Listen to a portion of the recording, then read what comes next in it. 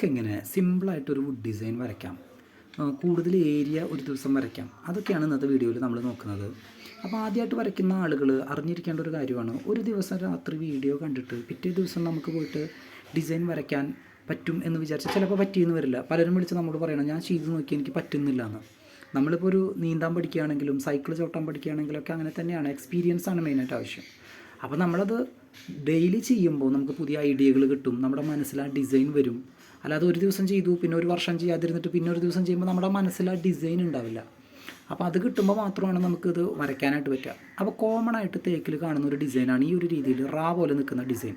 ഇതെല്ലാവരുടെയും മനസ്സിൽ തേക്കെന്ന് പറഞ്ഞു കഴിഞ്ഞാൽ ആദ്യമേ വരുന്ന ഡിസൈൻ ഈ ഒരു ഡിസൈനാണ് വരിക. അപ്പോൾ ഇതെല്ലാവർക്കും അറിയാം. അപ്പോൾ ഇങ്ങനെയുള്ളൊരു ഡിസൈൻ നമ്മൾ വരയ്ക്കുമ്പോൾ നമ്മൾ ശ്രദ്ധിക്കേണ്ട ചില കാര്യങ്ങളുണ്ട്. പല ആളുകളും ശ്രദ്ധിക്കാതെ പോകുന്ന ഒരു കാര്യമാണത്. നമ്മൾ ടർപ്പൻറ്റും പെയിൻറ്റും ഇതുപോലെ ഒരു കോട്ടൺ വേസ്റ്റ് കൊണ്ടോ അതല്ലെങ്കിൽ ബ്രഷ് കൊണ്ടോ ഇങ്ങനെ അടിച്ചിട്ടിട്ട് അതിൽ വരയ്ക്കും. അപ്പോൾ ചില ആളുകൾ വരയ്ക്കുമ്പോൾ അത് ഒലിച്ചിറങ്ങി ആകെ ഒട്ടിപ്പിടിച്ച് വീണ്ടും മാഞ്ഞു പോകുന്നൊരു സംഭവം ഉണ്ടാകും. ചില ആളുകൾ വരയ്ക്കുമ്പോൾ അത് കട്ട പിടിച്ചിട്ട് ഭയങ്കര ഡാർക്കായിട്ട് കിടക്കും. അപ്പോൾ അതിൻ്റെ പ്രശ്നം എന്ന് പറയുന്നത് ടർപ്പൻ്റാണ് ഏറ്റവും വലിയ പ്രശ്നം. നമുക്ക് കിട്ടുന്ന ചില ടർപ്പൻറ്റുകൾ പെട്ടെന്ന് ഡ്രൈ ആവുന്നതായിരിക്കും, ചിലപ്പോൾ തീരെ ഉണങ്ങാത്തതായിരിക്കും, വെള്ളം പോലെ കിടക്കും.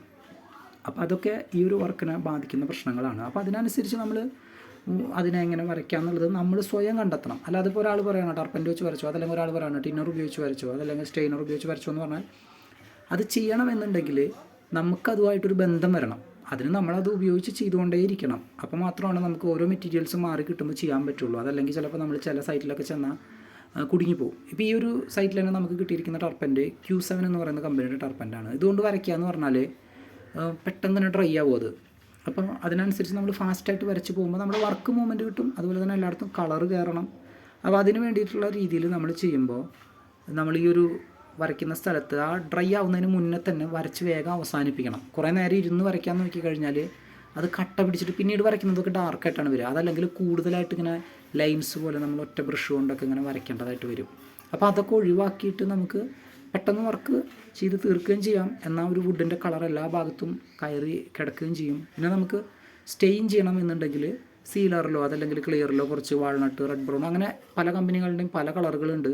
അത് ഏത് കളറാണോ നമുക്ക് വേണ്ടത്. സാധാരണയായിട്ട് തേക്കുന്ന ആളുകൾ വാൾനട്ട് ആണ് ഒഴിക്കുക.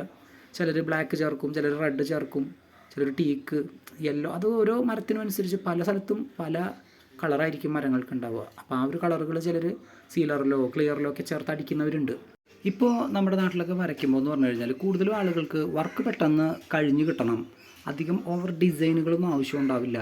വല്ല മൈക്കയുടെയോ അതല്ലെങ്കിൽ ഒരു വിനീറിൻ്റെയോ ഒക്കെ കളറിനോട് മാച്ചായി കിടക്കണം, അങ്ങനെയൊക്കെയുള്ള താല്പര്യമാണ് പല ആളുകൾക്കും, പല എൻജിനീയേഴ്സിനും പല വീട്ടുകാർക്കൊക്കെ ഉള്ളത്. കാരണം വർക്ക് പെട്ടെന്ന് തീർന്നു കഴിഞ്ഞാൽ അത്രയും പൈസ നമുക്ക് ലാഭമാണ്.